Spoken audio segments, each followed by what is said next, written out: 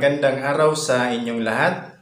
So, ngayon ay ituturo ko yung mga parts and functions ng rice cooker and kung kailangan buksan para makita natin yung ibang parte na nasa loob ng rice cooker. Okay, simulan na natin. Ito yung ating rice cooker. So, aalamin natin yung parts and functions. Sabi ko kanina, ipapakita natin kung paano buksan, kung kailangang buksan. Yung rice cooker ay ginagamit sa pagluluto ng bigas, ng kanin. Okay? So, yung ibang feature nito ay pinapanatiling mainit yung kanin at saka pang steam ng isda at ng kung anong gusto nating i-steam. Okay? Simulan na natin. So, unang parte yung body assembly.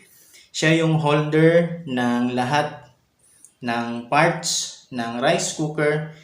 Dito rin nakalagay yung side handle para kung sakaling ililipat natin, i-move natin from one place to another, dito tayo hahawak. So, nandito rin yung switch assembly. Okay? And nandito rin yung indicator. Okay? Yung LED indicator or yung bulb para sa cook and warm indicator. Okay? So, next we have the lid assembly. So, ito po yun, yung lid assembly natin.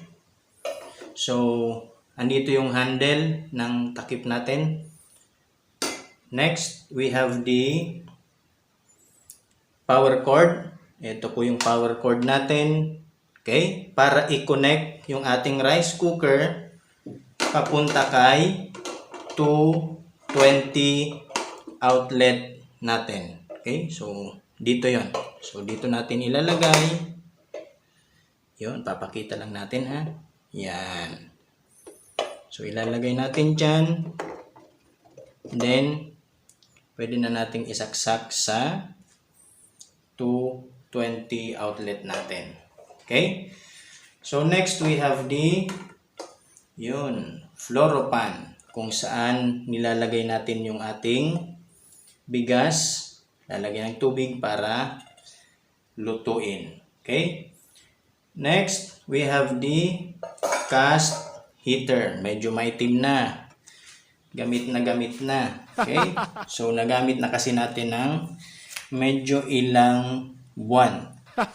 Okay, so ito yung ating cast heater. Nandyan yung heating element.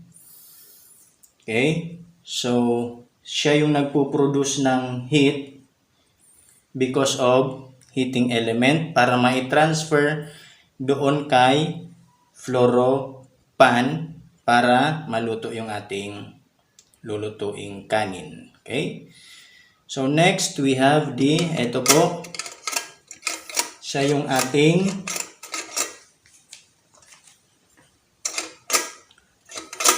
thermostat assembly. Okay? Yung thermostat assembly natin, siya yung nag-automatic respond sa temperature changes. At ina-activate niya yung switch para makontrol yung unit. Okay? So, siya. Next, we have saan na yun? Thermal fuse. Pero bago natin makita yung thermal fuse, kailangan muna nating buksan yung ating rice cooker. Yung ilalim na bahagi ng rice cooker. So, mag-aral ng mabuti para